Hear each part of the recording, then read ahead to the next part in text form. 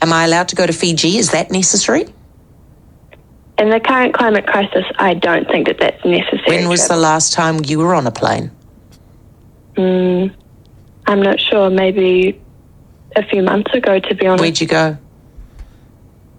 Fiji. Do you know what that is, Danny? It's me telling people they shouldn't be talking at comedy shows. Dude, I watched that 5 times yesterday, and even still, when you started playing it, I was just like biting my lip. Oh, it's incredible! Like the timing of it, like if you wrote that, like if you wrote that in like a show, and then like that would be like the director would be like, that delivery was impeccable. Oh yeah, the only thing as good as that was the Vice clip that I posted everywhere, where they did the thing for a pedophile doc. Yeah. So they basically had this guy, and they're trying to say normalize like people who are getting out of sex assault because they're not white, I guess. And then basically the guy, because that guy wasn't like a pedophile, but yeah, or sex assault or whatever. And the guy got out, and then he goes, you know what? You just got to take what you want. I'm ready to get out there. And then I thought that was like the funny part, and then it cuts to the thing and leaves. And he goes, after this segment, the guy sent a picture of his dick to our producer.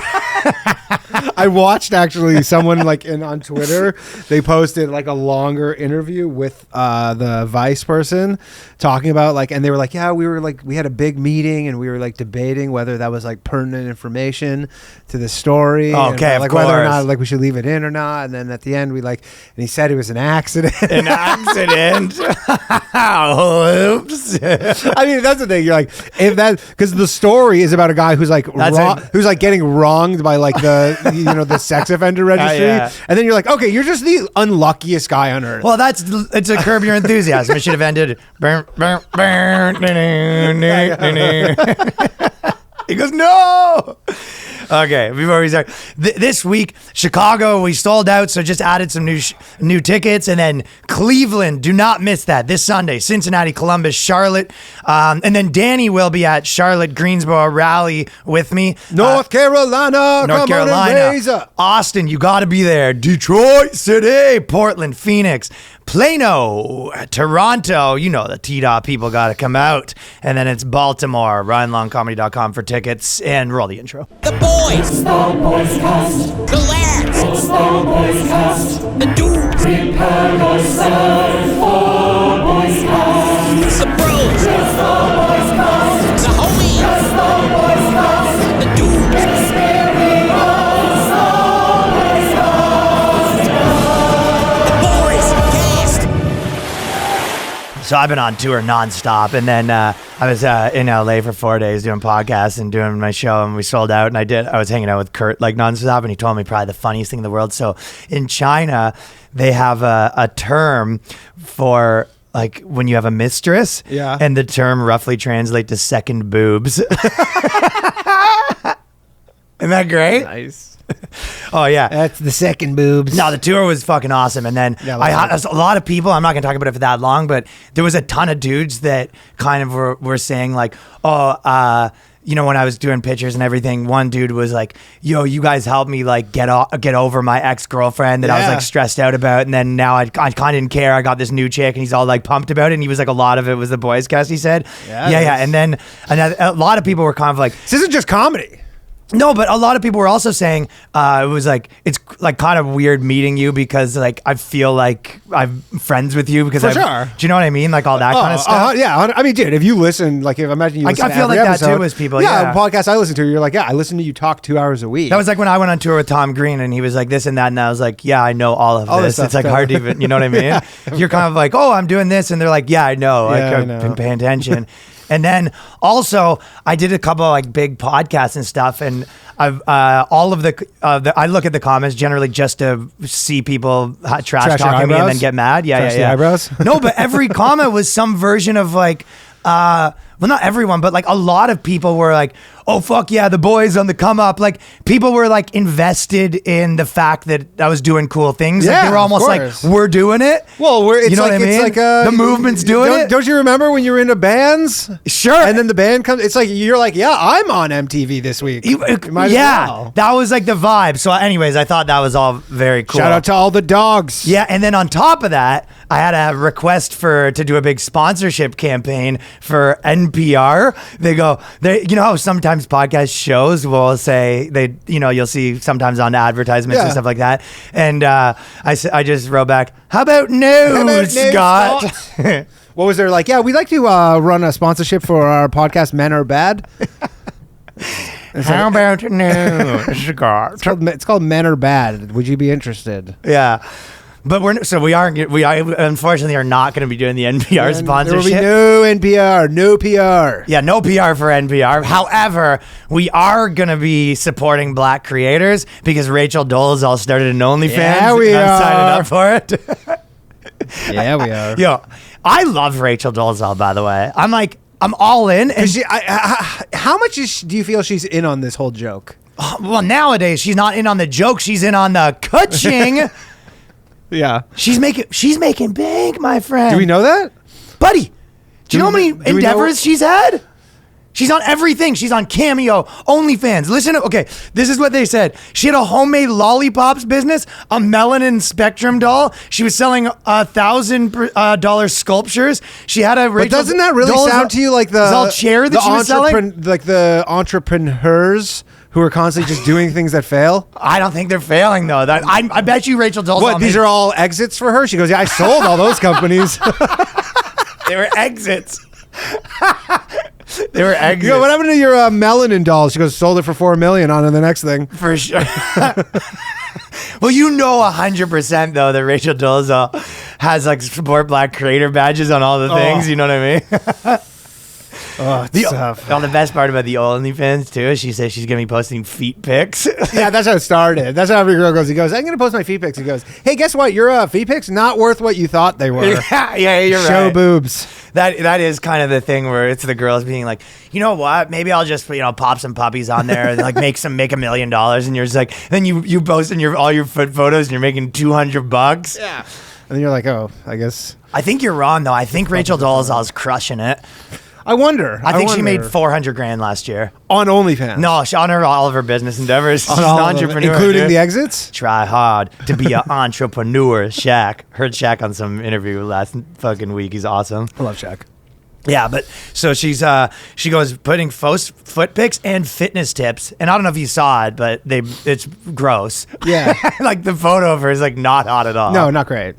Not great. And she said she's going to be uploading at least 3 times a week, but she has new content. There's nothing, I find it funny, like those type of like OnlyFans chicks calling it content. You know what I mean? Of course. Well, that's otherwise they're kind of prostitutes. Yeah, I'm just posting new content. You know, what's the content? It's like my foot, a picture of my foot.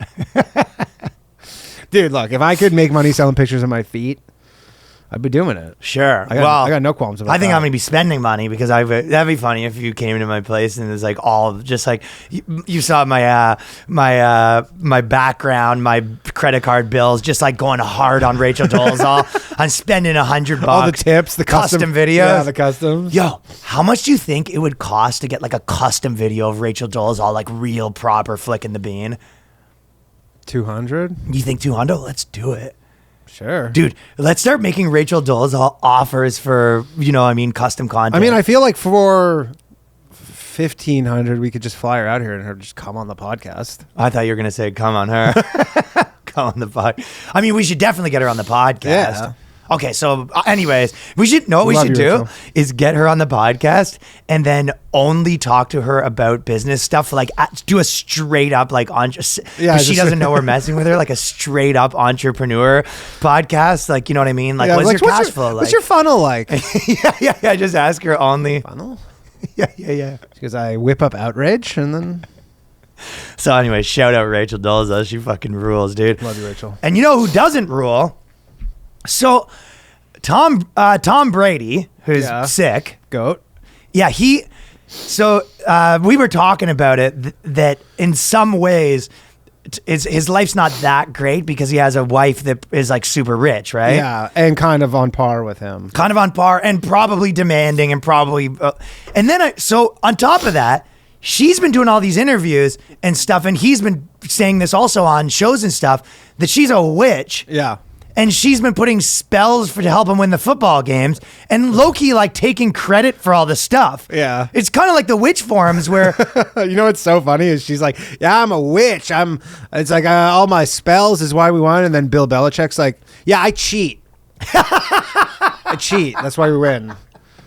Because I literally cheat at football. And she's like, I'm a witch. And what Bill does he do? Is that deflating the footballs and all that Oh, stuff? dude, deflating the footballs, filming the opposing team's practices. Like, literally, Bill Belichick's like, yeah, I cheat. Yeah. Like, in the background, he's all like, yeah, I cheat. And she's like, I can do all these spells. And he's like, The Ben Johnson. no, he's like, I cheat. It's the Ben Johnson ad for the Cheetah Company.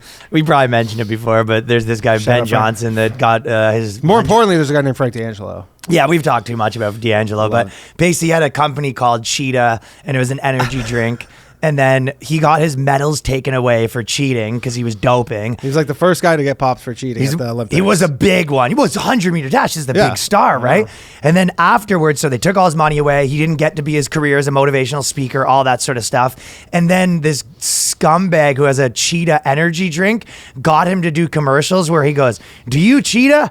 I Cheetah. And they had him running. And they paid him probably like 10 grand or Yeah, something like that. that wasn't like a big payday. Well, they need to get Bill Belichick to do Cheetah sponsorships. Yeah, that You will Cheetah? be costly. That's points in like the whole empire. Sure. If you want Belichick. Yeah, Belichick 50% in the Cheetah enterprise. But I just love that she thinks she has the witchcraft. Well, the funny part is when you find out what she does is she's got him. This is how I know he's a little whipped because, okay, if your wife was like a witch and that's one thing where she goes, okay, and the thing she says she does, she's like, she has these stones and she does all these, kind of rituals or whatever, right? Yeah. And then you come home and you won the Super Bowl and she's like, we won the Super Bowl. Of course. And to the point where you're going and doing press and being like, I obviously take only half credit. My wife's witchcraft is pretty big, huge part of dude, this. chicks are just insane. Like I'm doing a joke about it, but like Julia Fox, and then they interviewed her. Julia Fox, like she was dating Kanye, and she was in Uncut Gems, and then she goes like, I was like the writer's muse. Like she goes like, I was his muse, of Benny Safdie or whatever who wrote Uncut Gems. You're like, no, he just like tricked you into having sex with him. Like you didn't help write Uncut Gems, you psycho. You're right. No, it's basically the whole muse thing is there's some truth to the fact that a new piece of ass that's really hot gets you a little jazzed up for a couple weeks. Maybe, but you're like, you're not helping. No, I know. Like, you're not like co-writer unless you just like, trick them into that's your trickery. But like, or there's some kind of sad boy types that he, breaks up with his, muse and he's just like bummed out. So he's like, I can't even work. I'm sitting in bed all day. And then she gets back together with her and he's like writing and he's like, see, you need me to write. Yeah, you need me, but it's not a muse. You're like, he's just fucked up. No, the whole concept of a muse was a pretty good scam from both ends, but it was a good scam from the guys being like, listen, my whole he goes, baby, I need a muse. And then she goes, oh, I'd love to fuck an artist. Like, yeah, and he kind of says like, listen, that time we smashed last time, I wrote some of the best stuff I ever written, so if you want to come over and do it again, maybe there could be an Uncut Gems part 2. Yeah. People are saying we need to Uncut Gems part 2. He just screenshots and sends it to her. He goes, I can't do it without you. That is a good way to sort of like rekindle an old one where you just send her a message with a screenshot of people being like, Uncut Gems was the best, and you just message back, sequel? Yeah. And she's like, you should make a sequel. He goes, yeah, well, you know how the system. Plus, I feel like a muse is specifically temporary. Of course. Like nobody's muse is like, yeah, my wife is my muse. Well, that's what he's doing. It's like my wife's my muse when she leaves me alone. Maybe. Well, Brady told the reporters that he believes the Patriots over the Rams was derived from the work the couple does spiritually. Cheating! Yeah, and then... The muse is definitely the second boobs, by the way. Yeah. No, I guess the Rams was not Belichick. That was. But you're right, though. If he was with Ghislaine, like the muse is with Adam Levine, it's like the second girl's the muse. Right, of course. Yeah, the wife is the thing that prevents him from making any good new shit. The muse is like the balances it out. I guess the wife is the muse in the sense that like she's around the house doing witchcraft. So he's like, you know what? I'm going to go for a run. I'm going to hit the gym. I'm going to do 3 a day. Well, it's the avoiding the wife and all her bullshit for self-improvement. Yeah, you go, I couldn't do it without my wife. I was doing 3 times a day because if my wife wasn't there, I wouldn't be at the gym so much. Well, people said that you're the first guy at practice, last guy to leave. Yeah. That's like so funny too when like you hear women be like, "Yeah, my husband, he's like a workaholic," and you're like, "No, he's not. He's not a workaholic. He is now. It's like if you were a workaholic, he'd be a homoholic." That's so funny.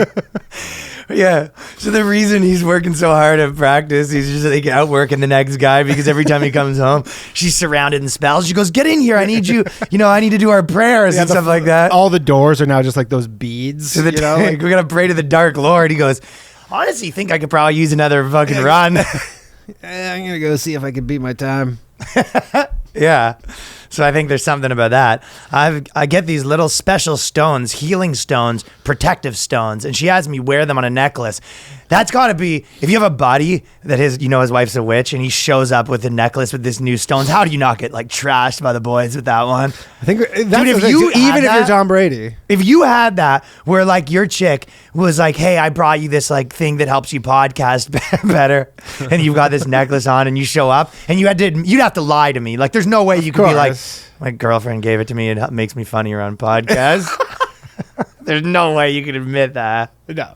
Well, he has to show up to it. No, I'd say like, yeah, I ate too much mushrooms at a Fish concert and woke up with this around my neck. Yeah, and why don't you take it off? Cool. I want to, but I thought it was cool. yeah, you'd have to take credit for it yourself. Yeah. So he's out there giving her credit because if he goes and probably does his radio interviews and he's like, "Yeah, it was just worked hard," and she comes home, she goes, "You worked hard? You worked hard, huh? Yeah. What is this cauldron doing?" Think these crystals are going to mine themselves? Yeah, look at this. We got steam coming out everywhere. Look at the walls. You think those pentagrams are going to draw themselves? Do you think like there's some kid in like a mine somewhere in Africa who's also taking credit for Tom Brady's wins? He goes, "We're the ones who mined the stones." Yeah, we all did. We did this That's together, Giselle man. bought. This was It's just like the whole supply chain. There's a whole team of people working behind. Yeah, he's getting sacked, and then there's just like she's just sitting at home aggressively rubbing stones, being like, "Come on, come on." Do you think there's a potential where she's just kind of kicking around doing nothing and bugging him with the stones, and she's like, maybe I should start like a stone business, and then he's like, "I'll be the like I'll essentially." You think this might be the first part of a testimonial. two-part pronged plan? Well, he goes like, "Just do something." Like just be busy or whatever. So then he'll be like, "Sure, I'll say that the Stones won the Super Bowl to get your business started." He's saying to her, like, you should do something with this whole stone thing. Yeah, and I'll say that the Stones helped me win the Super Bowl to give you like the endorsement Tried of and Tom tested. Brady. Tom Brady's It's like, you know how much that's worth? $20 million. You're right, though. If you were watching an infomercial and you had Tom Brady come out and being like, "I wouldn't have won the Super Bowl without this 9/11 Dude, coin." you know how many? Yeah, exactly. You know how many dudes are probably like, "I'll buy some of these fucking Stones." Are you kidding? Tom Super Brady Bowl Stones? winning stones.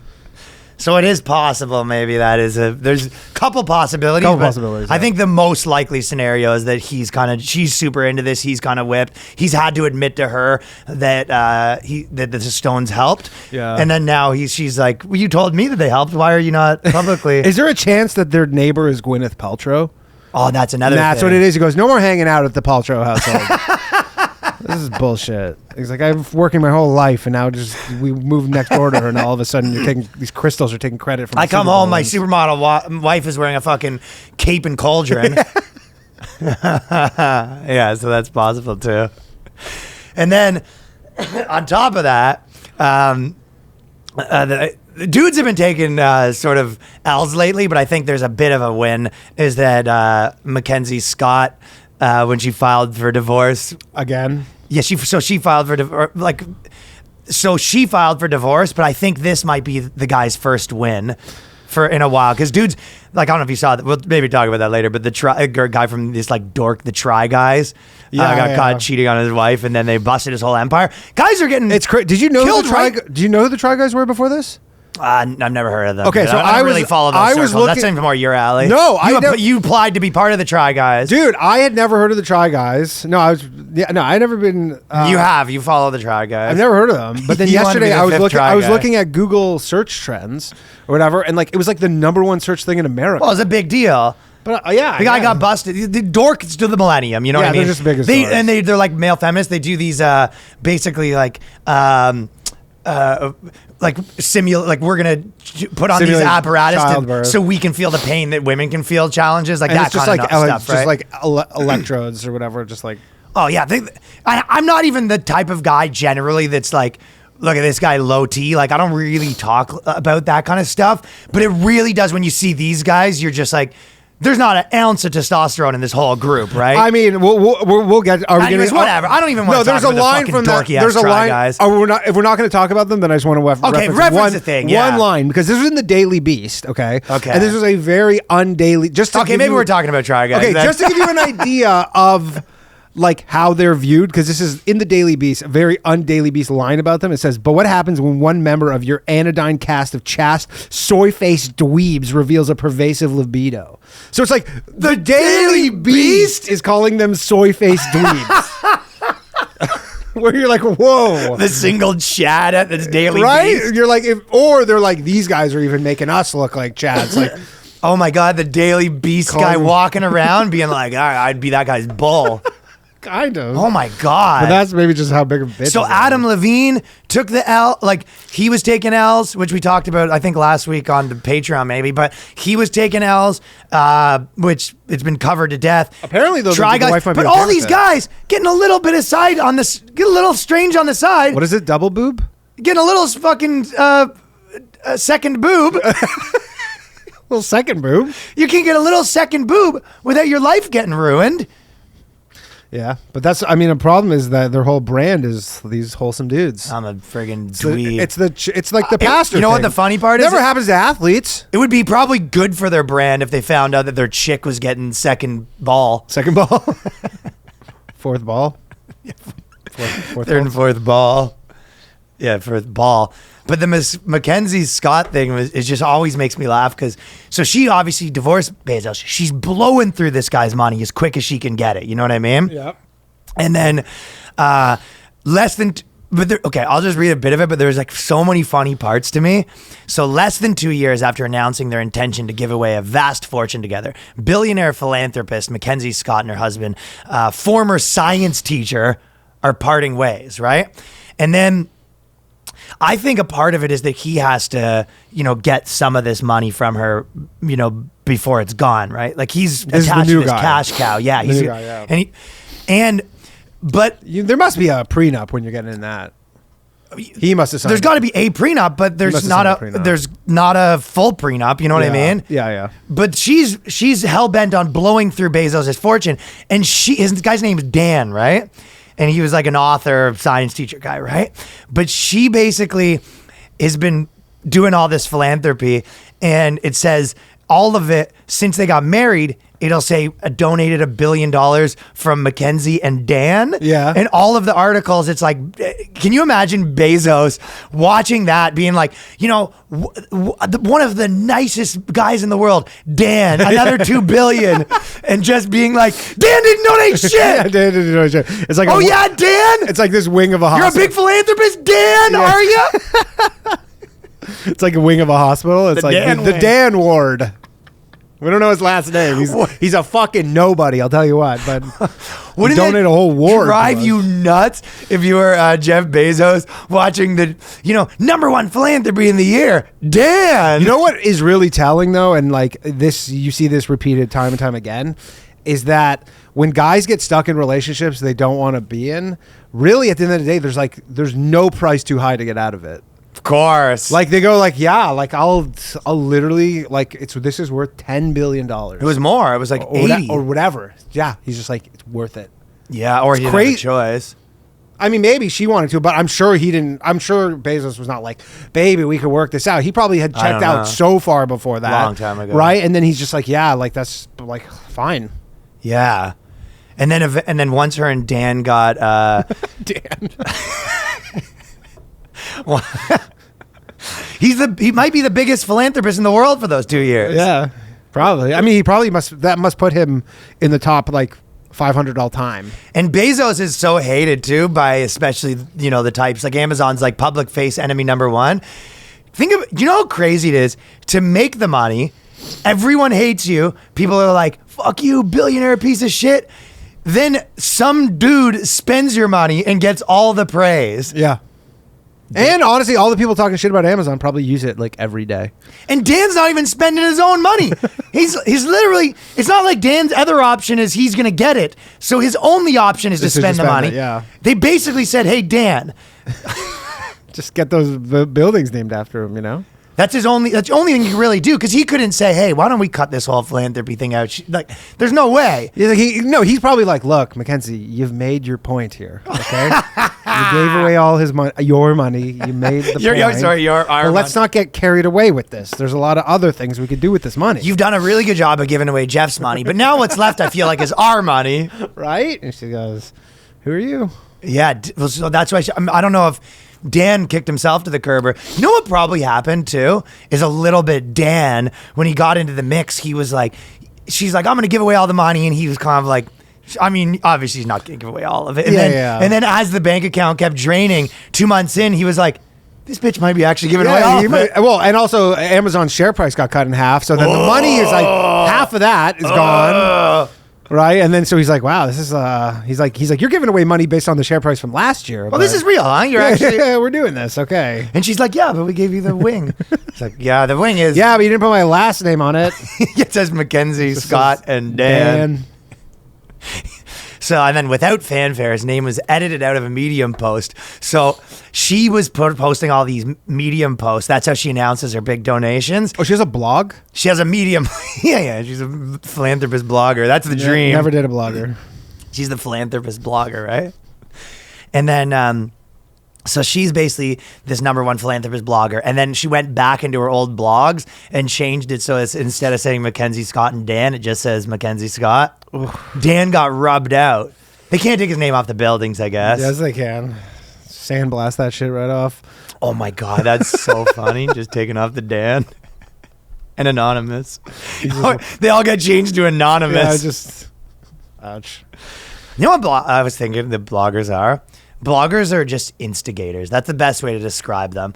Bloggers are like you're like a friend of your chick that's well, why is he doing that? We don't do that. That's what they are to, like, hey, black people, why are white people doing this? Hey, women, like, you don't think it's okay that men they're instigators. They ruin people's lives. Yeah. Because they did. There was this thing, there was this woman who posted a Reddit thing that went super viral, right? And she basically said that she goes, hey, so I proposed an open relationship to my husband, right? And she goes, you know, she's been reading all these blogs, and she goes to her fiance or whatever. She goes, I don't remember the exact post, but it was something along the lines of, hey, so I had an open and honest conversation with my husband, and I proposed that maybe we should do an open relationship, and my husband exploded on me, and then he like packed up all his things, and he's moved out, and he was canceling our wedding, and I called him, and he's not answering any of our phone calls,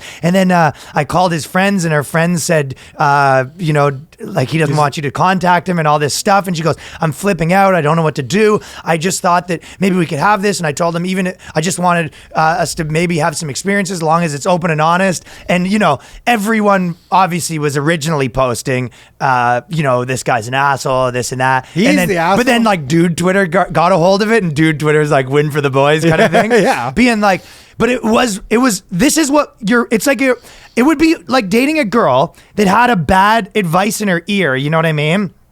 And you know what the other part? I mean, how many guys have ever suggested that and it torpedoes their relationship?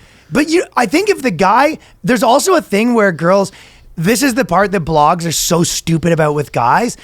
Just the like basic psychology of a dude, you would be more likely to want to do that if you proposed it. Of course. Do you know what I mean? Because you take all the guy's control away. And the other part about that is that I feel like is so funny that they don't realize is you know, when girls would go, she'll say something like in the thing, she was like, you know, and obviously I proposed that we would be very open and honest about it, and we would, as long as we told each other. And it was like, no, that's the part you want. Yeah. Like if I was in a situation where I'm like, hey, we'll fucking a little something on the side, but let's not talk about it. And she's like, no, let's talk about it. And I go, no, I don't want. I wouldn't want to. Yeah, 100%. That's the whole thing about you're just sort of dating with someone. You're like, what do you think of this guy? And you go, I don't want to see this. Yeah, what are you talking about? Open and honest. That's the thing where a dude goes like, hey, I'm sort of over this whole thing. Can we see other people? And she goes, we want to be open and honest about it. And the guy goes, fine, I'll agree to your terms. But it was like a girl going to you and saying like, hey, I want to open this puppy up, and I want to tell you about it, and I want you to tell. It's like,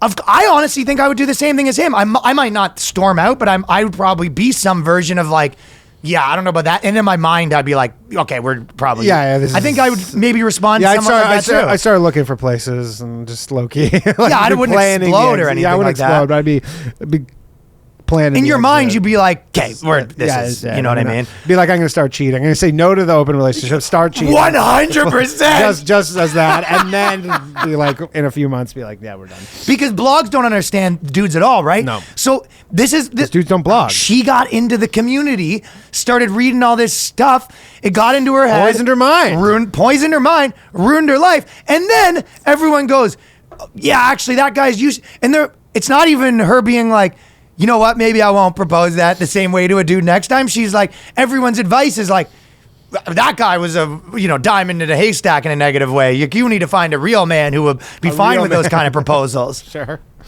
Yeah, good luck, I guess. No, you get some like, Brooklyn, she, they dude. Of course.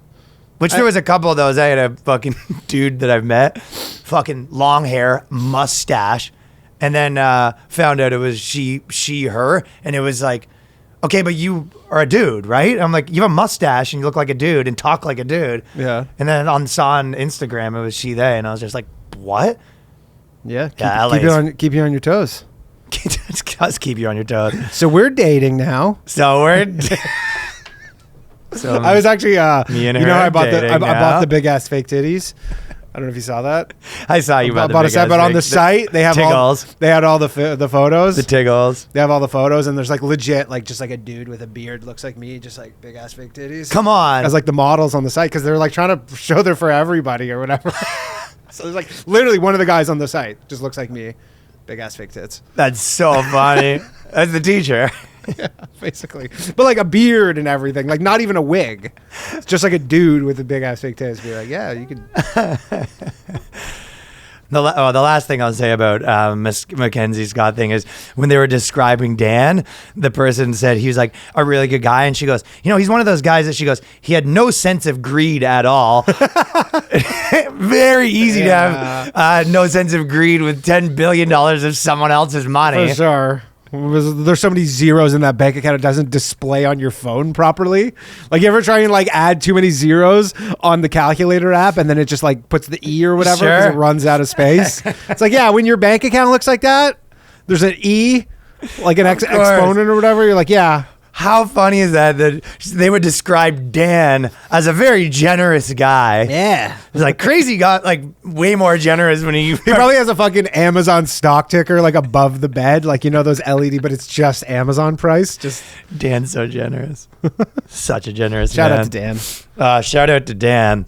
I'm going to take a quick second here to tell you about Mybookie. You know what it is. You heard me talking about Mybookie. It's football season. It's football season. There have been some banger games, too. I'll put the no ma'am hat on for the Mybookie ad.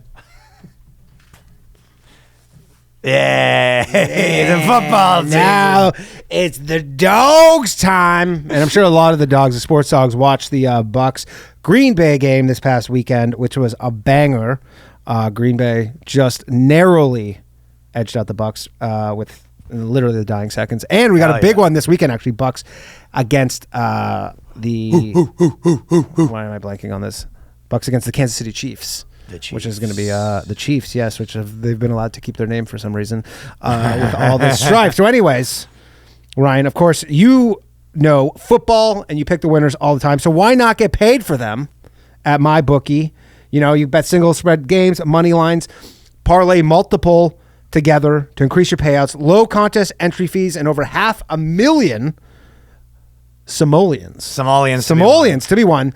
Make it so you don't have to be a pro gambler to have fun. Getting started is easy. Just visit mybookie.ag and use promo code BOYSCAST on your first deposit to secure a double deposit bonus. That's promo code BOYSCAST to get your first deposit matched dollar for dollar all the way up to $1,000.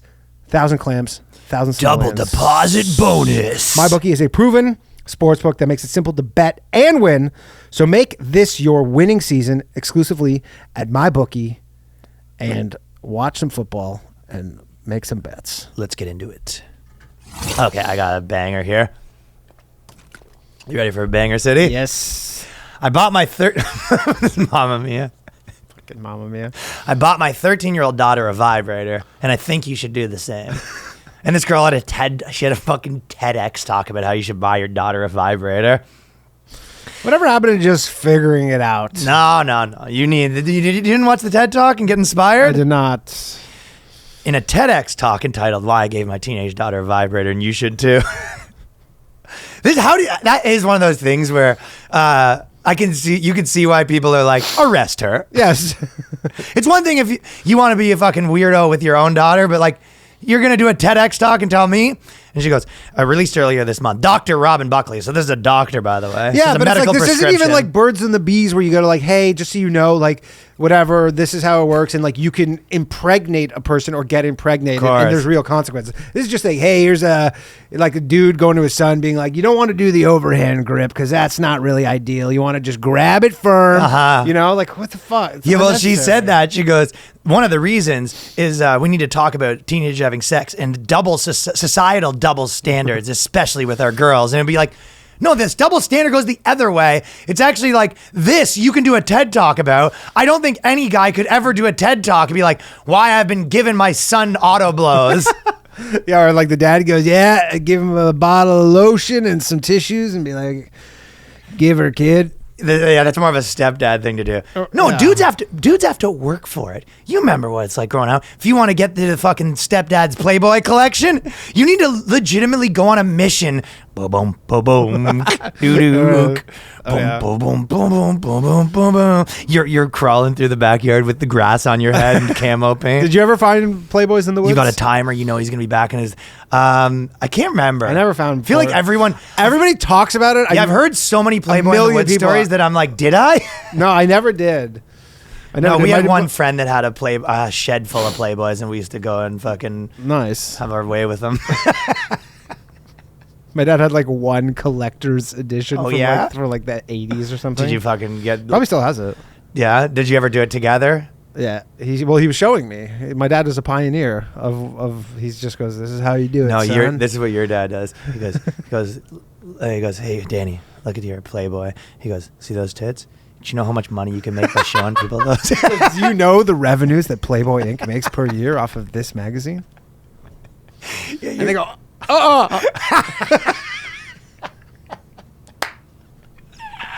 That's what he goes, do you know how much? He shows you an advertisement in the magazine. He goes, what are you showing me? He goes, see this advertisement for watches and Playboy? They made 20 grand off that. You know what the gross margin on this fucking on the magazine business is? I'm like, oh, Dad, what is this feeling I'm feeling? You're a man now, son. You just had at your bar mitzvah. He goes, son, you're a man now. I need to show you something. You ever heard of a Playboy? Okay. Well, here are their financial documents. It's a Playboy on the outside. It's just their financials. You're a man now, son. I need to show you something. He goes, where's all the naked girls? He goes, son, this is better than naked girls. No, this is an income statement. He comes in with the VHS and he's like, son, take a look at this. Big booty sluts 5. You go, what is that? You go, this is the future. Like the VHSs weren't popping yet. Yeah. He's just showing you the new technology. Someone's gonna be making a lot of money on these. Oh yeah, they will. Is it gonna be you? Wasn't. And they said 50% of girls, which is interesting. They go 57% of girls and 84% of boys between the ages of 14 and 18 have watched pornography, and 26% of dudes are lying. Yeah, no shit. You know what I mean? Well, yeah. At this point, like it's not even hard now. Now it's there. She's a cognitive behavioral coach. That's the worst though too. It's like you know, because I'm sure she lives in some major city, and then everyone in major cities sends their kids to therapy now or whatever, and you get to therapy, and then you're like, what'd you learn in therapy? And you're like, how to fucking flick the bean, how to masturbate. Yeah, you know what I mean? Like, this is a bit, I'm just saying it's a bit much. Yeah. Again, that's what the internet. She has a PhD in clinical psychology. I think she has a PhD in being a weirdo. Yeah, And while this gives her a clear view of behaviors of teenagers today, that didn't stop her from feeling somewhat stunned when her daughter told her she was masturbating. So her daughter, this is how she got into the Given Vibrators games, right? Yeah. Her daughter told her she was masturbating, which seems unlikely. It seems probably more likely that she told her mom after a lot of prying, and she knows her mom's like a Well, her mom's this chick. Her mom's like trying to get material for her TED talk. So her mom's like, "Hey, so have you been like masturbating or anything? You're at that age." And then she's like, "Ew, mom, I don't want to talk about it." Then she goes, "Come on." I'm like, "I don't have anything. This thing's next week." Yeah. It's like, I have nothing. Okay. It's like, you want to eat? You like going to summer camp? Because that's what pays. These TEDx pays for this shit. Now grab this Hitachi wand and get to work. Yeah. And then she says, the reason why she was surprised, not because of the act of masturbating was a surprise, but because her daughter explained how she was masturbating. And Dr. Robin immediately knew she was doing it wrong in a way that would harm her body. So she's saying, like, if you don't give your daughters these vibrators, and you're gonna walk in the room and they're just punching their where she had like a belt sander she was like using from the dad's tool shed. What does that even mean? Yeah, like how's it? She's walking in, she's got a baseball bat fucking queued right like up. Literally sparks are flying, just like she's got a welder's mask on. She's like, yeah, that's not how you do it. Yeah. I walk in, she's got a fucking, aluminum bat up her ass, and I go, all right, we're gonna have to make some changes around here. What could that possibly be that she goes, hurt herself? But in what world? What? Vacuum? She fisting? Yeah, maybe she's vacuuming. She's using like a vacuum or something. That's some dude shit. But that's what I'm saying. But she's using it as a chick. She's gonna suck her insides out. I don't know. That's maybe what it was. What are you? Where's the Dyson? She goes, no. We're gonna learn about abortions next week. So yeah, she's punching it. This is how I learned that she was masturbating in a way that was not safe for her body. I decided to buy her a vibrator. Oh yeah, I guess she's walking in. She's got like fucking a 2L bottle of fucking diet soda with the lid off. She's just pumping it up there.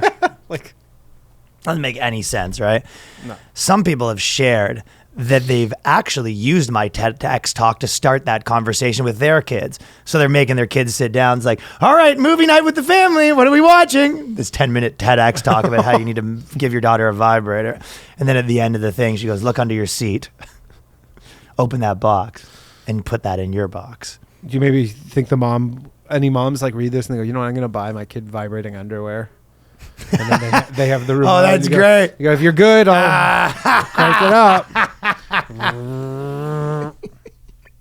Eat your beans. People are mental. Eat your green beans. There you go.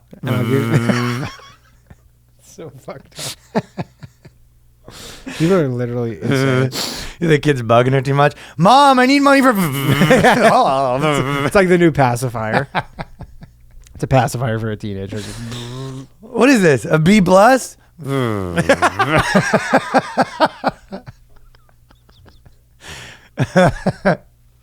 You only ate half your dinner, so... And then if they're bad, they really crank it. Mom! Well, maybe someone. Goes, kid, you earned it. Yeah, or if she's good, one of the two. Putting on the TEDx talk. The other creepy moms that are fucking, they're just all these Mamma Mia chicks are. Their brains are fried. You can convince moms to do anything. I mean, there's no way you could sell this stuff on dads, but it's like moms, they're more likely to be, feminine people are more likely to be part of a cult. That's just, not even good or bad. It just is kind of the situation where you can basically, convince these women. I'm sure that like it's probably not that hard in certain societies, like over the and thousands of years ago, the same way to convince people that like they need to sacrifice their kids for the Lord or whatever. Like you can get people's heads just so go, wrapped hey, it up hasn't in this rained. nonsense. Hasn't rained in 6 weeks. Who wants to give up their kid? Sure. And, like everybody's like, oh, me. Yeah, please. Like, I'd love to. Yeah, I'd love to. I'm going to put him in heaven for the rest of eternity, and we probably get a special spot. Well, and then we get to eat. Yeah, so I think that's the same thing. These moms, you go, this is how you do it. You got to do this, and they go, oh my god, I didn't even think about giving them a friggin' Hitachi wand. Mental. Yeah, so he goes, one woman I know watched it with their girls, and one of her daughters says, I really like that talk, but don't get me a vibrator for Christmas. That becomes a great opportunity to then follow up as a parent and say, okay, how about your birthday? So I'm not really sure that. That's Yeah, you go. She goes. Her daughter was like, "Please don't get me one." And she goes, "What about for your birthday?" It's like, I don't know why that would be different. You know what sucks Just too don't want my is mom because buying me one. it's like it's not even like, hey, my mom got me a vibrator for my birthday, and this can be private where none of my friends find out. Like, this is on YouTube as a TED Talk. And then on top of that, she said that she brought it up in front of her daughter and her friends. That's what I'm saying. But like, imagine like the guys, like the boys in her high school who Of now course. know that like, oh, there's fucking, what's her face? Spanking Who's it. just like, all she does is masturbate with her vibrator. She'd get killed at my She's getting school. killed. Dude, she would get killed at any school. Totally. Like, she's 13 and like she's publicly using a like her mom. any Oh my God. positive thing that this mom thinks she's doing is 100% outweighed by the hell that you're making her daughter's life. Insane. Like, unless you're like, oh yeah, I mean, yeah, thanks for the vibrator, but I have to be homeschooled now. Yeah. But the idea that this is a double standard, like, it'd be worse if your dad, you imagine if one of my buddies, we went to his house and then showed up and the dad goes, I'm going to put on something. And it's like, why you need to teach your son how to spank it. And any of my friends were there, I'd be like, I'd probably kill myself. Yeah, like I'd be like, we're moving. And the mom is probably one of those like super cooked moms where she goes like, well, you know what? If those kids are gonna bully you, then they're not really your friends. And you're like, yeah, they're not my friends. They're my bullies, and they're making my life hell because of your fucking videos that have That like is correct. 8,000 views. You go, yeah, they're not my friends. that is correct. And any chance of them ever being my friends is long gone. Now they're just firmly cemented as my bullies in the hierarchy. Except for the odd girl. It's like, can I have a little taste of that vibey? I'm not done. pass the good shit. I'm not finished. It's getting the kid the fucking vibrating fleshlight or auto blow. You're coming into school, like, why are you wearing these big track pants? It looks like you're wearing a diaper. You go, you're wearing a diaper. Also, it never stops there. It's like, and also I had to show my male son, just in case he's gay, that ass play is not a problem. So he's just, what it is? Danny. Son, this is what rimming is. But it's like the kids can't stop. So she has like 5 kids and they're sitting in a funeral. The whole bench is just like, it's 5. Her and her family are just in the bench at the back of the church at church, and it's like the guy's trying to give a speech, being like, John was such a nice guy, like we lost him. It's like, what's that noise? Did you just see this one family? They can't stop. And then the mom is just looking at him like, it's natural. Yeah, it's like, again, she's just so like she doesn't remember what it was like to be a teenager. You get so far removed where then you're just gonna like fuck your kids over for this like tiny bit of fame. Or There's whatever it nothing is. funnier than just having it at it, whatever they're doing. There's like the kids being like, oh, look at this, it's masturbator. And she's like, you're a masturbator. And the odds of this kid growing up like with some weird sexual thing is like This is now like Polly or whatever. Like No, Polly, this or is the girl whatever. that goes home with you and demands to be punched. Yeah. You know what I mean? Yeah. Does all sorts of weird stuff. This is the type of girl, you go home with and you just go, calm down. Yeah. You need to... For sure, for chill. Just, can you take it easy for a fucking second with all this stuff you're doing? She goes, I've been using a fucking wand since I was 13. I mean, exactly, right? I was brought like, up. this is I like- was born in the streets. Just like this girl becomes a stripper the day she turns 18 kind of thing. Immediately, yeah. And when the mom loves it. Yeah, the mom loves it because it's so fucking empowering. So proud of you. She told us that the women stop her in the street to share their own vibrator experiences. So this is the TED Talk woman. Says she's like, I'm a local celebrity for my vibrator TED Talk. And then women are coming up to her in the streets being like, I loved the talk. I love the TED Talk. Are you? Oh my They're so God. fucked. You go, can I get an autograph? And she goes, nice to meet you. Yeah, all the autographs are just like They're nonstop. hers too. They're all just like, just totally just like, looks like she signed it during an earthquake. It's just like, Can't stop. Oh my God, that's a vibrator girl. I also use a vibrator. will you sign my vibrator? And there was a dad who stopped her as she was coming off stage at the TED Talk to tell her he was glad that his 3 sons were there to hear the talk. I mean, that guy's trying to smash you. Yeah. That guy's a bit, That is I hope he was a dog. He goes, boys, I'm going to show you my own TED Talk. Watch how it's done. Watch how your dad does it. He goes, that was a great chat. So what are you doing later? Yeah, he's winking He's at his Yeah, he son. totally goes. Gets the numbers. but he's giving his son his own TED Talk about how to find the freakiest bitches. He's like just a pickup artist with 3 kids. You know, he goes, son, I'm going to show you something. He puts on his hat. Gets his best feather out. Oh, boop. He goes, son, pass my deck of cards. Pass my deck of cards. There's actually, you know what I found out? He goes, loved the TED Talk. Some might have said it was ace. There's actually a comedian we know, by the way, that I just found this out last night that we know. I'm not going to name him, but he listens to this podcast, and he's actually apparently an amazing pickup artist. Really? Yeah. I mean, I'm a pretty good pickup artist. No, but he's like, I always thought no, I he could like fucking does outdo any of those guys. No, that no, put he me like on that show. He's like apparently someone was saying like he's like really good. Like where he's like, I don't think they were saying. I feel like I a could go teacher, toe to toe with this guy. But he's like, no, but he's like wants to be. He doesn't like know my old a tricks of teacher telling or something. people. We used to tell people that we were all firefighters from none of it. That was my. Most of my techniques are joking around till they're just like, if you stop this bit, I'll have sex with you. Yeah. No, he doesn't wear them down. He legit. If you stop this, I'll have sex with you. Me and just do this, dude. Yeah, you just wear them down. When me and Waldo used to, probably my favorite one is our buddy Jesse. And then we had a whole bit where for like a while we were telling anytime the bit was we had to tell girls that we would tell girls we were him. So we were Jesse from this band, and we'd always say we were him. And then eventually it got to the point where he's like, "Yo, I'm dating a girl. Like, you can't keep saying you're me having sex with girls." Or funny would be telling people we always pick a random band and be like. Eventually, usually, like tell the girl it was fake, but telling the girl like I was, I would say I was we always go, we were the backup bass player from like some like crappy band, you know what I mean? Like be like, yeah, I was like I was the second backup bass player from Maroon 5. And then, second backup. probably my favorite bit that we used to do was, like bar bits was,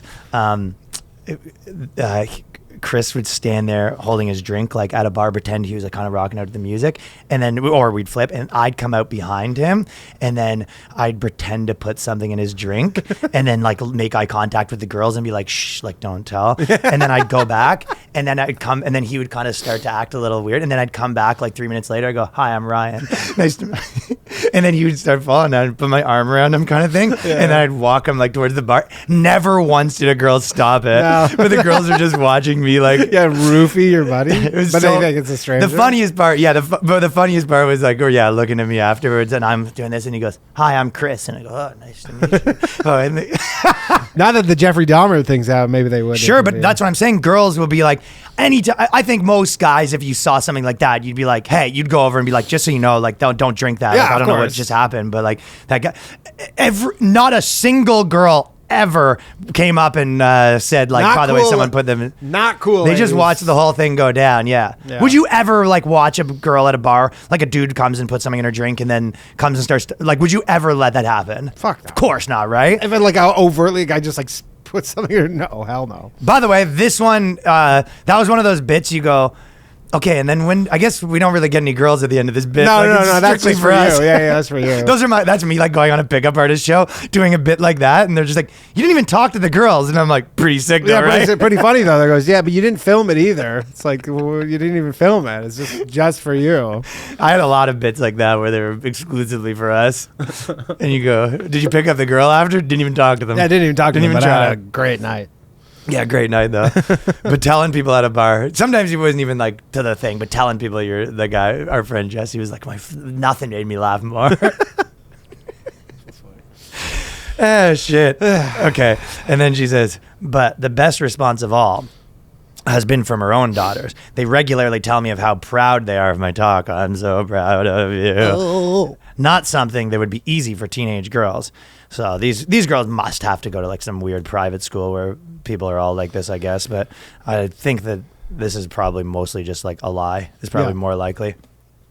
Yeah, just fucking your kid over. So The littlest bit of clout.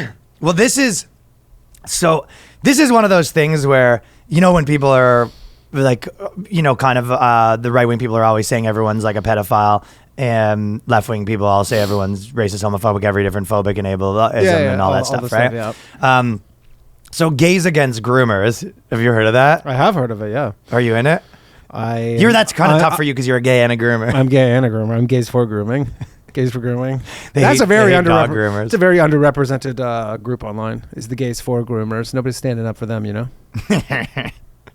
Well, I guess what happened is it's girls, but I thought it was guys at the beginning, which. I think it was both, but I think just the person who's accounted. So they got kicked. They basically would post stuff like this. You know what I mean? Treatment. Yeah. So they would post stuff like this, I guess, and be like, "Look at this pervert" or whatever, right? Yeah. And they got kicked off everything. But to me, the same with like libs of TikTok and stuff like that. It's like I just don't see how what they're doing is any different than what Sean King or any of those people do, because all of them basically go, "Hey, look at this person. You should be mad about it," kind of deal, right? Of course. And they, and I've always said, like, the internet's so big that you could find, if you want to post something, you could find any narrative and stick to it. You go, hey, look, there's all these redheads committing crime. Here's 4 redheads a day that, like, committed a crime, right? There's like an epidemic. But so I don't think it's like a hot take to say that it's, there's more censorship on the right wing side or whatever. Of course. Right? But it is crazy that they kicked him off like PayPal. All of this the stuff. craziest thing to me is I want to understand the mechanics of how, like with the Tate thing, all like this, where like how does PayPal and like Google and then Meta, like how are they all coordinating? Like how does that work? Like these are separate companies. Like I understand how Meta says like you're kicked off Facebook and WhatsApp and Instagram because these are all of our things. My guess. How does PayPal get involved? Well, PayPal's been pretty bad with this. I know stuff, that, too. but I'm saying, especially like, how did crazy they get thinking about it is like that was originally like Peter Thiel, fucking Elon Musk, and David Sachs, and those guys. Of course, but how like, did they get literally like looped in? all of the fucking like whatever boys, quote unquote yeah. based entrepreneurs or whatever. You know what I mean? But I'm saying, how do they like? Is there a memo? Does Meta have like someone at PayPal and just go, so you know they're problematic, we kick them off if you want to go do your thing? No, my take is that, and I don't know this for a fact, but my guess would be that it's straight up that once one of these places kicks someone off, it's a news story, and essentially someone working at Google is paying attention to like press, you know what I mean? So if it's like, hey, Facebook banned this person from every platforms, Google kind of sees this and goes, hey, are we going to make a call on this one now that it's in public? I mean, but like the Tate thing, I feel like it all happened in 6 hours. Well, that was not, I guess like, you're the more... Those things move slow. So that's the question of whether it's like a conspiracy or not, you know what I mean? Which I think it is. Well, it may be, but I'm kind of, in my point, it's like, it almost could be the same thing could happen without it even being like, diabolical. Like these things happen real quick. Like unless it was the same minute. If Facebook deletes Andrew Tate, it's not crazy for in half an hour Google to have like got that information, had a fucking emergency meeting about it, and then did it. But what's the emergency? Like we're going to get bad press because they're going to be like, oh, look, Facebook deleted this guy, but he's still allowed on Google. I guess but again, it could be what you're saying too. It could be there's this underground network. Like they're all in a group chat. Probably. I mean, they're all in San Francisco. They're all like probably know each other. I'm sure you move from Google to Meta and blow it. What are we doing about this Tate guy? It's screwing up our ads. Someone just messages their friend at the other company or PayPal and go, hey, just like we kicked this guy off. Like, yeah. You guys so I think either of those, like I'm not even saying it's possible that, yeah, right. Yeah. But it's not even hard to imagine the conspiracy. You know what I mean? No, not at all. I'm just saying it's like, why are these separate entities coordinating like this? I know. It's weird. You know what it kind of is? Like, it is wild that everyone in like mainstream is just accepted within 3 years that being into conspiracies is bad. Like, it's like a slur now kind of in their community to be like... Yeah, it used to be like JFK. I'm talking about this, but it's like it used to be aliens and JFK. Yeah. And it was fun. Yo, like conspiracies were like a hobby. The fact that they got everyone on board with like anyone who questions anything's like a bad news guy. Like, oh, he's one of those... you'll hear people that are normal, just... It like actually got into their brains where they'll go, oh, he's like a conspiracy guy. And you go, oh, so cool? Yeah. It used to be like Fun. a cool, fun thing, and now it's like this. All my total friends who are into absurd- conspiracies are fun. I like conspiracies. and now it's just even like the wacky ones. You go like, it's hilarious, like it's funny and it's wacky. Yeah, if I had a friend and- that's like super into flat Earth, I wouldn't be like, "Can you believe? yeah, like we need to like remove this guy from the internet. Oh, we need this guy gone." Yeah, but now it's become this like it's somehow become a partisan thing where it's like generally a right. yeah. Even though there's like That's how they no did it. shortage of left wing conspiracy people, but They just don't get to call. They just don't call this conspiracies. They're truth seekers. They're not conspiracy. Well, I think theirs. They don't. They're just like. They don't even say they're truth seekers. They would be just like. like this is Rachel, true. like Rachel Maddow is on par of a conspiracy theorist as Alex Jones. As far as who's right the same amount of time. exactly. Like in terms of Sure. who's peddling things that are wrong. Peddling's a good word, by Right, the way. but you're like saying things are They are wrong. peddling. Right, like they're probably on par if you rank them. But like she's like a trusted source of news and truth, and he's like this nut job conspiracy theorist. Yeah, it's and I guess it's just like it's almost Dude, there's a video going around of her right now where she's like this whole thing about the vaccine, where she was saying like, I was actually from because Russell Brand got kicked off, or he had a video removed from YouTube, and then he's like, I'm moving to Rumble, I'm done with YouTube. Whatever, Yeah. he's like officially gone on YouTube. he don't need the ad revenue. He doesn't need it, and he must have got some deal on Rumble, but he's like, I'm Oh, gone. I forgot about that. He Yeah. probably Oh, he got a deal for sure. Oh, Especially now that- judging. Yeah, especially now that they're a public company. Shout out to Rumble. But he was posting this thing, and she did this whole video on her show on MSNBC. Like way more viewers than Alex Jones, 8 million viewers an episode, something like that. Where she's saying about the vaccine, she goes like, she goes, if you take the vaccine, then you can't transmit, and like this whole thing, and it's all false. Everything she said was false. It's like now come out. Yeah. Verifiably false, and she had no proof of it at the time either. Right, but you're like nobody's going to be like, oh, we need to sue Rachel Maddow for these conspiracy theories, or like she's a Or conspiracy she has some theorist. stink on her name because of it. Nothing. Even No, yeah. nothing. Absolutely nothing. nothing. She gets to keep her show. She's like makes $20 million a year. Like nothing, no repercussions. You're right though, because and there could be damages from that, and they basically, if anything, they're like more in the public because they were the good boy the whole time. You know what I mean? they're peddling or whatever. They're pushing the conspiracies that are like the government sanctioned narratives, right? Yes. Like they're just saying like the government has their official line, and then they're just like the mouthpiece for the government. So it kind of is like my point about it that I was thinking about when I was reading all this stuff. Like, and maybe this is obvious, but like it just when you're in it, things just kind of happen, and sometimes you don't like step back. Like even in your own life, it is like kind of crazy sometimes to step back and be like, yo, in like 3 years or something like that, the government and like whatever media was able to take like 160 billion people's brains and just be like, you think all of this now. And not only that, Did you say 160 billion? million. Oh, okay. Like half the country is Yeah, what yeah, my point okay, was. okay. 160 million people to think this thing. And also anyone who doesn't is like an enemy of the people. Yeah. And it was like, that happened so quick. I know. So when you actually like zoom out, And you go, I- man, you almost like impressive what they can do. And back to the conspiracy thing is like, a lot of people probably think that that's like a coordinated thing, and that there's people who are good at doing this kind of thing about pitting one half against another half, because that actually benefits like the people at the top to have everybody just fighting and Yeah. distracted. And like there's there might have been an actual plan to implement this, and it's just successful being implemented. That's possible too, Yeah. yeah. Dude. Open up your third eye. Yeah. man. Funny thing about my third eye is on my neck.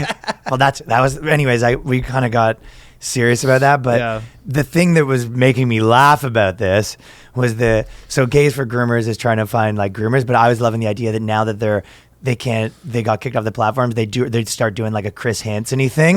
But I was loving the idea of getting like they try to get like a guy who's gay, but he's trying to get like some kid so they can tell him about his transitioning and tell him about being gay, and they get him over to the house, and it's just like 14 gay dudes being like, well, someone's in trouble. Like, Yeah, it's like some like purple haired chick who's like, whatever. And he goes, why don't you have a say? yeah, just like, but it's like a bunch of What's them. with all this Mike's Hard Lemonade? Yeah. That was killing me, They the always idea like Mike's Hard. of the show up. They go, all right, just here to meet my like 13-year-old to talk to them about reassigning their gender. And then they open the door. It's like legitimately like 50 gay dudes. Like they all got like Like the Village People. Yeah. And they go, You're gonna have to have a seat, girlfriend. And they're like, "Are you the police?" He goes, "No." One of us is. Yeah. No, that's Tom. That's Tom. I'm the Indian. He just wears. He just dresses like that. Are you guys the police? Tom is. I'm the construction worker.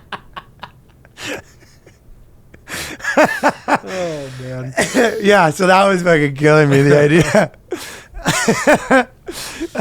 Just 14. That was me and Garrett Jameson when we were doing his CBC show that me and him did together that I like directed and wrote with him.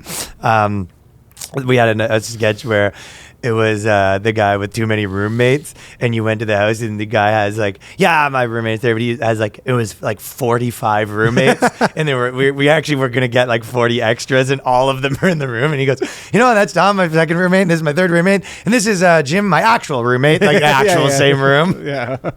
And the girl being like, oh, this is a problem, and the guys all together, like 45 guys, being like, what's the issue? Like, That's funny. yeah, it was just like some of those things it's just like the imagery's so funny. course, yeah. But that was kind of the gays against But then you go to thing. CBC, you go, "We need 50 extras." No, because I could have pulled it off. Yeah. That was before we were doing the actor thing. I think I could have pulled it right, off. Yeah. okay. But or whatever, just went around them or something like that. But I could have pulled off 40 extras. Like we had a pretty that's, good budget. yeah, that's by true. the end. Yeah, if you didn't have to do it like official, Yeah, but the pay them all $250 a day. 100%. Yeah, it would have been Yeah. like a $5,000 bit, but like I could have pulled that off for Yeah. like $5,000 or something. that's You know what I true. mean? Yeah. But maybe not 4. Maybe it would have been less. But just like 50 gay dudes, like they all snap in unison, like, and then they're all reading off the transcript of like, cut that dick off. It's just is weird too, because you think like gays against groomers. You go like on the surface, you go, "What's the issue here specifically?" Yeah, I know. It's like we like gays, we hate groomers. I know. It's like a win-win. Yeah, I guess their point is, it kind of works for them, but it hasn't quite worked the other way around. But it's starting to probably where, the same reason why when they call everyone racist and you go, well, you have no proof of that. They're saying like, you're calling this groomer, you have no proof of it. And you go, well, you guys like proof now, huh? Yeah, no shit. You know what I mean? All of a sudden you guys are. And then the moment you're showing proof, they go, "Yeah, we're gonna have to zap all your accounts. Sorry about that." Sure, yeah. It is funny when they zap accounts that literally just post photos, like other people's things. Other people things, yeah.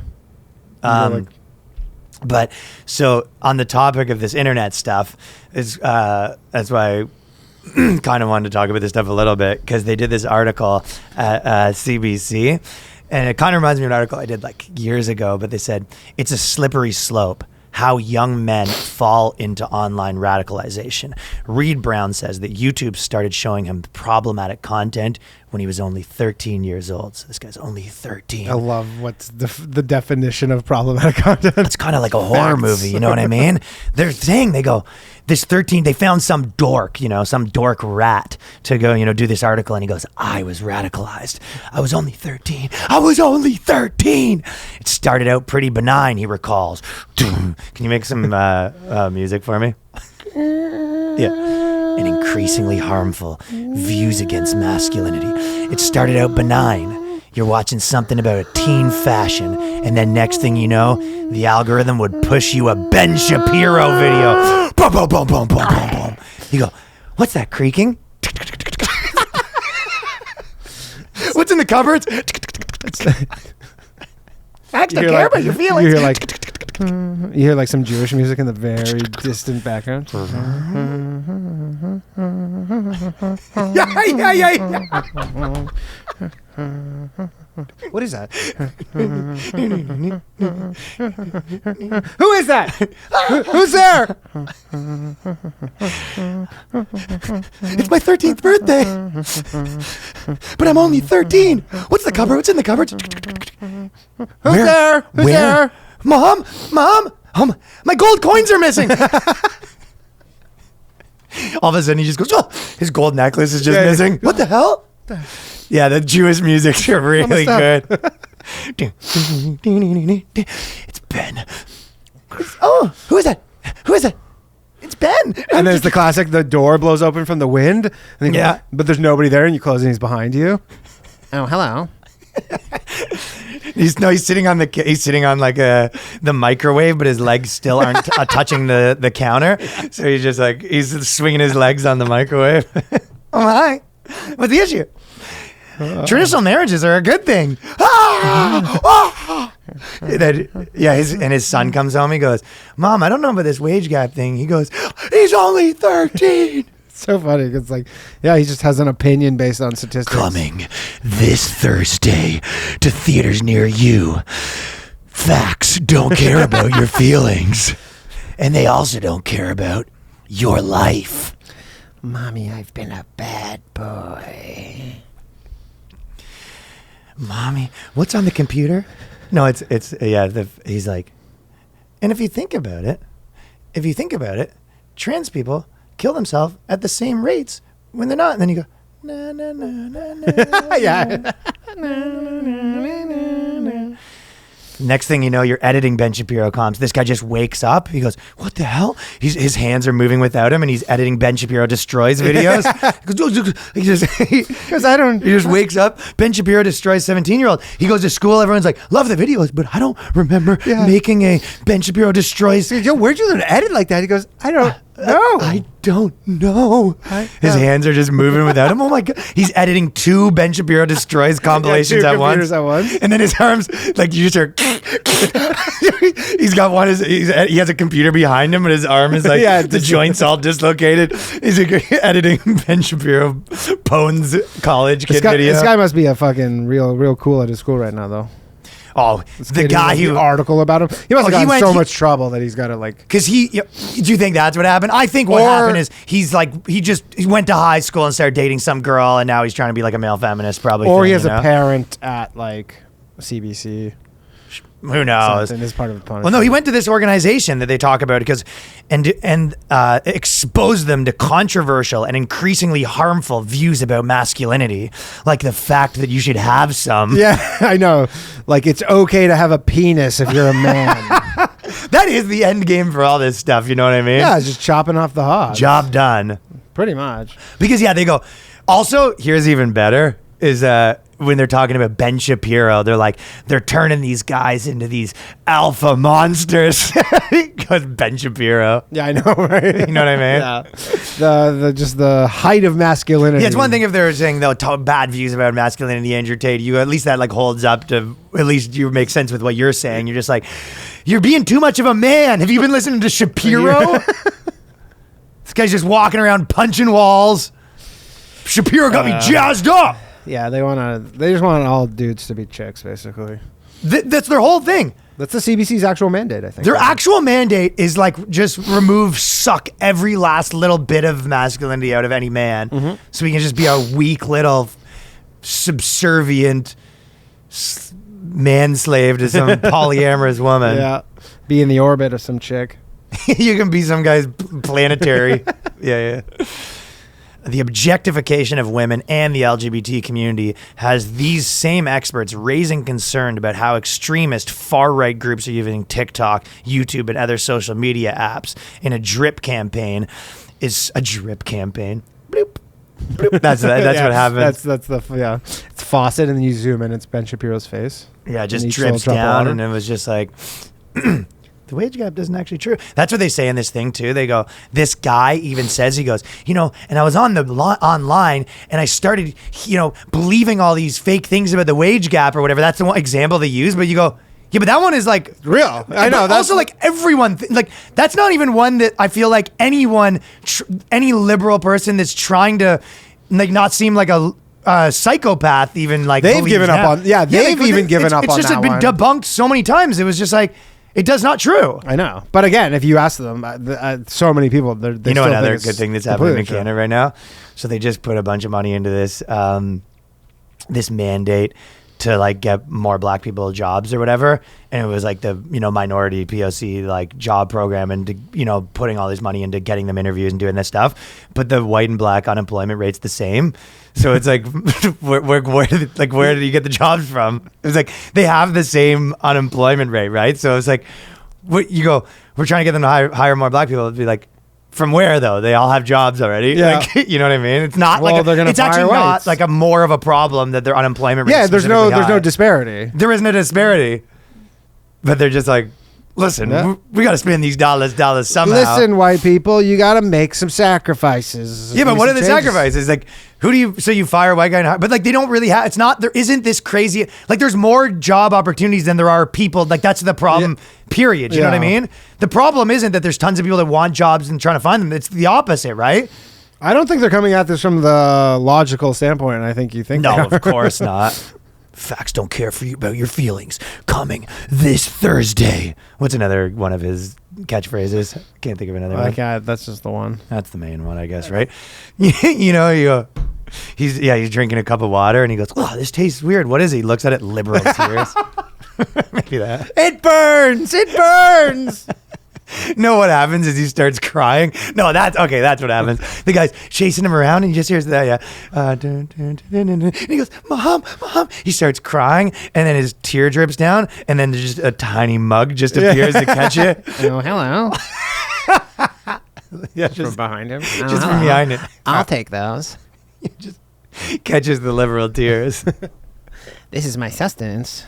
Yeah, he only drinks liberal tears. That's the big thing is That's he the can't horror get your movie. tears because if he gets your tears, that's what gives him power. Oh my God! Right, That's so it's what like it all is. you, but he's able to make you cry with his facts.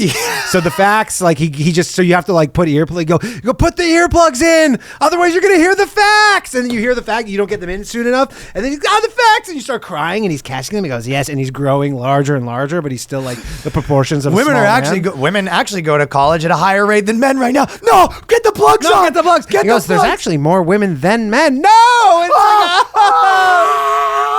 goes, yes. Men are give me incarcerated and commit suicide at a higher rate than stop it, stop it. The facts, and then they start bawling their eyes out, and then he catches the tears and he goes, and he grows Yeah, a little bit. it goes every time. It goes a little bit. He grows a little more powerful.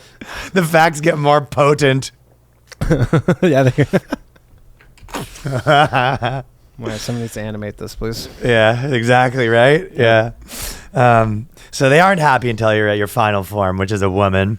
Yep. And they said, that's the final form of That's it. the final. All women and women like men. The videos Brown watched as an early teen were often misogynistic. He said it started to affect the way he thought and interacted with people at school. I remember people repeating sexist attitudes about the wage gap. Especially when I was hanging out with my guy friends who were repeating. Well, I was, Again, statistics. I would assume that you're not hanging out with like 8 girls and they were all like, "There's wage gap shit." But again, the sexist attitudes are just literally like probably statistics. they're the facts. That's the facts. That do not care about the feels. Especially when I was hanging out with my guy friends. So this guy's since been reprogrammed. You know what I mean? Yeah, he goes, I only have women friends. I'm gay now. Things are better. That's the only thing that can save you from, the Ben Shapiro doll is if you go into the chamber, the reprogramming chamber, and then it comes out and he goes, no, the only thing that can save you is, you ever seen that scene in MacGruber where he wants to rip off MacGruber's, Gunther wants to rip off MacGruber's dick and eats it? Yeah. That's the only thing that can save you is if you finally cut off your dick, because once you cut off your dick, like it changes the dynamics of the tears. Yeah, it's a woman's tear. Yeah, he needs, so that's the final form is that's the way you can save yourself from Because him. we all have to just cut off each other's dicks. I figured it out. Yeah, he figured out the thing.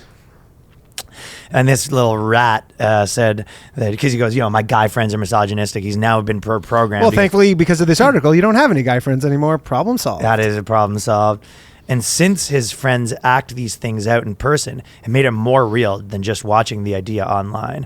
That's exactly how online radicalization works, says this girl, Ellen Bateman, who is a documentary and podcast producer who researches online radicalization among young men in incel subculture. Bateman describes the radicalization as a slippery slope that can begin as algorithms pushing boys things, but then she began working with, so it's a guy, ex-guy. He began working with schools in Nova Scotia, hoping to give men a safe space to talk about their feelings. So, and mental health to disrupt problematic ideals about masculinity. And those problematic ideals are that any of it should exist in any shape or form. Yeah. Yeah, I like the best part is the last article or the last line. Young men aren't inherently. This is from him. He goes, "Young men aren't inherently." Actually, let me say more dweeb voice. He goes, "Young men aren't inherently sexist. I think it's the algorithms that can really make them this way." So there was no sexism prior to algorithms. Oh, it's the algorithms. Yeah, he goes, "It's all the algorithms." It's such a boogeyman. You go, "It's just the algorithms." For sure. Guys would never be like this. And yeah, that's 100%. He goes, and many of the students who participated said after did his seminars, they no longer needed to perform a quote unquote certain kind of typical and traditional masculinity. Now they have like this. It's masculinity 2.0. He goes, "Guys, you passed the class. Now put on your vibrating underwear." Masculinity 2.0 is awfully similar to femininity. There was you know what I was thinking too, because this is the new version of women trying to turn men into a certain way. The old version of that kind of happened forever of women was just like rom-coms. That was their best programming before. Was, you know what I mean? You watch all these movies and they get you doing wacky shit like objecting at your ex-wife's wedding. Yeah. You know what I mean? Of course. That's now they got them, doing stuff like trying to rat on their friends. That was before it was more, at least they got something out of it. That was like, they pumped these dudes full of like what gets a girl, and you watch too many Freddie Prinze Jr. things. Yeah, you have a couple drinks one night and you show up to your ex's wedding and you go, "I have an objection," and you get kicked out. I still love you. Yeah. They were trying to. They used to try to program guys into being like this traditional version of like a romance guy. Yeah. And then that became pretty not cool with the whole Me Too stuff. Exactly. Like, don't you remember like when we were kids, like with like you were supposed to be like guys were supposed to be persistent. 100%. Right, like, that was the Casanova. thing. Like, Casanova was the guy who like didn't take no for an answer. Was the height of romance. Was the guy who like doesn't settle for no. Or like every guy is supposed to be programmed with like, don't take no for an answer. Pepe Le Pew. Pepe Le Pew, basically. And then now you're like, yo, just when the don't comes talk out, at all. No, it's like when not even the end of the no, when the end starts, you go, all right, unclear. And this was like a viral tweet that probably my second favorite thing this week. But so there's something called the erotic mind control community, right? And then did you look up what erotic mind control is? Yeah, I saw the.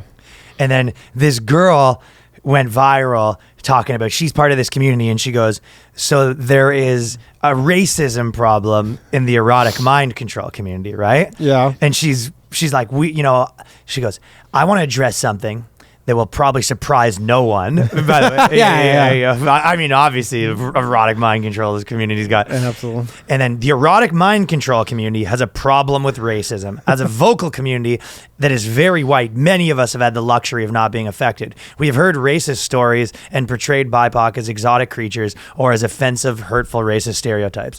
So if you look up what erotic mind control is, it's this community of weirdos, and they have a thing where they get together, and one of them is basically a hypnotist and then hypnotizes the other person. And then the idea is you're hypnotized, and then they basically like dominate you. You're hypnotized. You're like turning into like basically like a lobotomized sex slave kind of thing. Kind of, yes. But the person's willingly getting hypnotized. Yes, and it has that, but it's all like that same, it's the same like vein of like BDSM where it gets a little rough. Your hypnotist might get a little rough with you. You wake up and you're just like all bloody and you go like, where am I? Yeah. What happened? And apparently they've also been a little racist. This must be post Get Out. It must be related to all the someone watched Get Out and they go, I don't know, what we're doing is very okay. Yeah, you like that, you little fucking dirty bitch. And he goes, is that misogynist? Like, I guess what happens is they need to consent beforehand to the racism that's about to come at them. But it was just, if this wasn't my blogger video of like filling in the blanks, for sure. The erotic mind control community has a racism problem. This is what they said about erotic mind control. Imagine allowing your mind to slip into the control of another human being within a sexual setting. Their words alone granting them power over your very existence. So this is their selling. Like, this is essentially just pickup artistry. Oh, a bunch of dudes have convinced girls that like, no. It's not that we meet up and I like hypnotize hypnotize you and then bang your fucking hypnotized body. We're a community. Yeah, we're a community. It's a of course. cult leader. Yeah. This is the kind of guy, like, and then it's probably the type of guy, like, first of all, hypnotists. I know 3 guys that are like hypnotists, all sleazeballs. You know 3 hypnotists? Yeah. Really? Well, not all, I know one guy that was like a hypnotist actually, and 2 guys that like Amateur hypnotists? They're pickup artist types. Yeah. Well, this seems like pickup artistry kind of stuff. Pickup artist guys are all into hypnosis and stuff like that. Yeah, and it seems like they would be. You know who else is into hypnosis? Scott Adams. Oh, right. Yeah, he is into that. And Scott Adams, just to get a little off track, made a point that everyone was yelling at him for on the internet, but I honestly thought it was... Couldn't agree more. He said, the worst life decision a young single person can make is getting a dog. It limits your options by about 40%. Oh, yeah. And people were killing him, you know what I mean? Mm-hmm. But dog owners, I imagine. I've watched this in my own personal life. So many people that don't have enough money to like get a dog. They don't have enough money for insurance. They don't have enough money to put the dog like at a babysitter service. I mean, we're literally just talking about JJ, but you're a chick too. No, I mean, our dog's a pain in the ass sometimes, but it's not like ruining our life. Well, I mean, because you deal with it and she's not single. we got to deal with it. But you're telling me that if it was just her, that wouldn't be a huge hassle? It's like... it is a huge hassle. I mean, it's like a kid. It's what like do you mean? Can't just do there stuff. was 3 times we were about to go away and they're like, couldn't because of the dog. What? Yeah. We were going to go somewhere and then she couldn't figure out. Oh, there was the dog just got injured. Yeah. I'm just saying. Yeah. It really does. It does, yeah. It's like having a kid. It's like having a kid kind of, but not. Yeah, but my point, the problem is people kind of have kids to some degree for the most part, especially in a city like, at least around like 30. People get a dog at like 21 and it like really messes their stuff up. Oh, for sure. I would not. Although some people were being funny, but they quote tweeted him being like 100%. Scott Adams went on a date with a girl that said she didn't want to smash because she had to go take care of her dog. And he went home fuming and wrote that tweet. This is Rage tweeted that. He goes, dogs are fucking up their life. It's fucking up my life. Which was making me laugh. They canceled Dilbert. Yeah. Shout out Scott Adams, friend of the pod. Yeah. But I think that... No, I agree for sure. I mean, dude, the money. JJ, his life has like been so fucked up from his dog. Oh, it's insane, dude. He's like a touring comic. Every time he tours, he's like cost him $400 for someone to go watch the dog. He has 2 old dogs in diapers. It's yeah, insane. Yeah. So yeah, so I don't know. I'm not saying don't get a dog, but I think the point is, if you are getting a dog, have like roommates. But if you live by yourself. And the dog, it's like, I mean, it's signing up to be, if you said the kid thing, but like people don't sign up to be a single mother. Like at least there's a second parent involved. You know what I mean? That's true. It's almost like you're signing up from the get-go to be like a single parent. Yeah. Dogs are awesome though. I'm sure half the people who listen to us have a dog. So we're dividing them. No, because I bet you half the people that have those dogs, or most of the people that have those dogs, are in a like a couple. Having a dog as a couple that like isn't poor.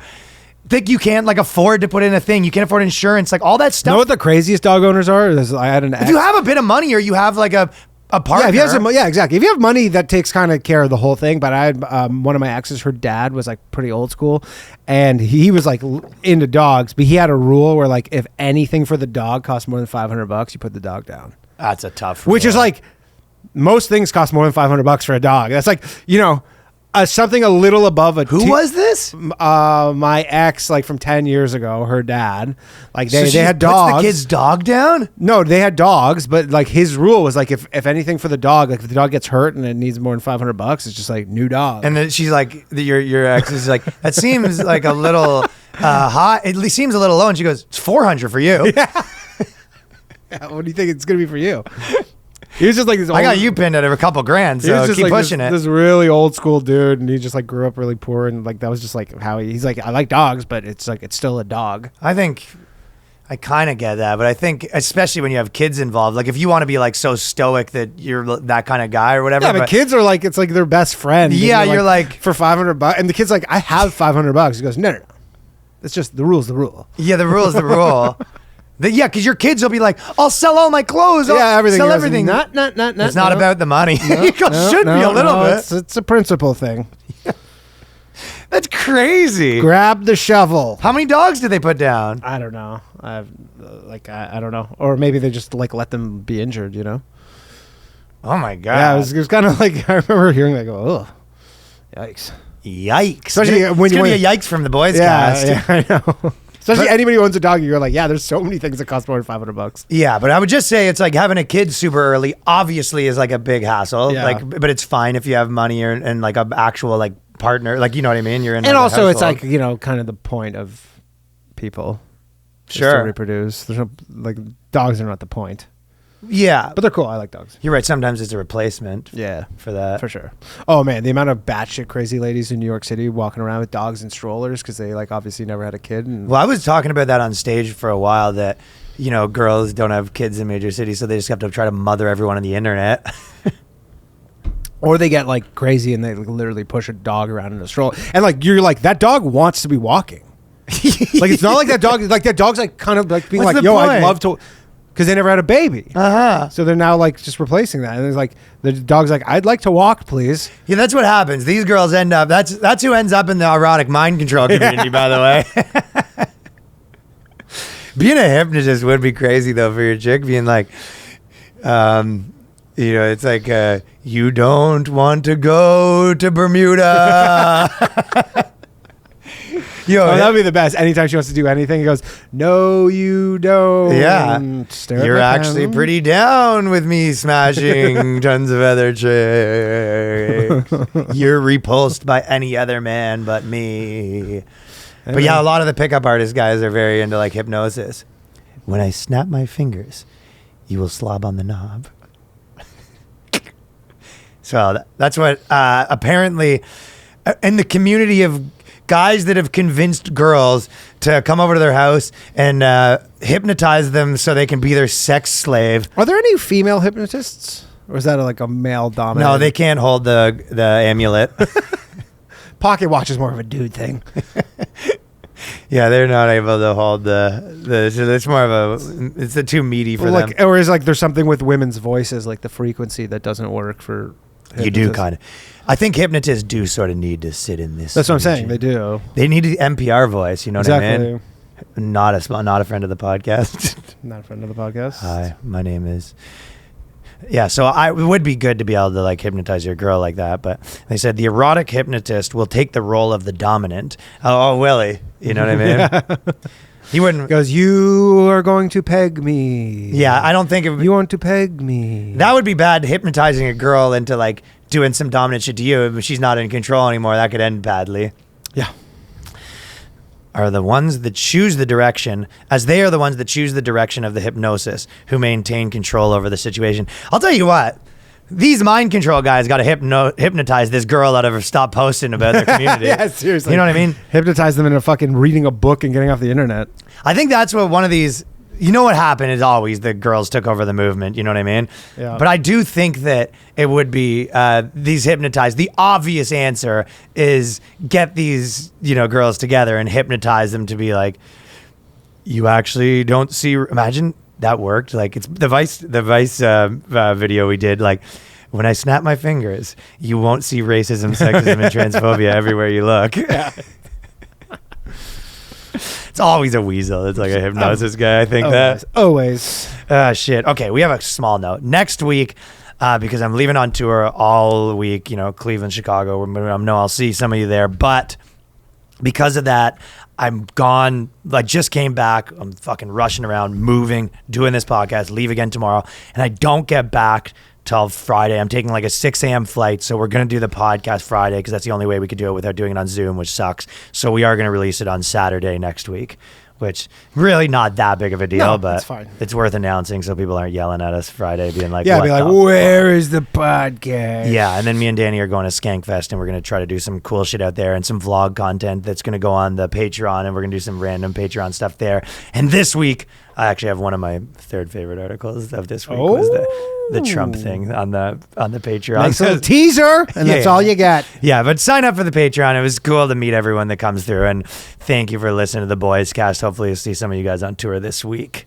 Peace. The boys. It's the BOYSCAST. The lads. It's the BOYSCAST. The dudes. Prepare yourself.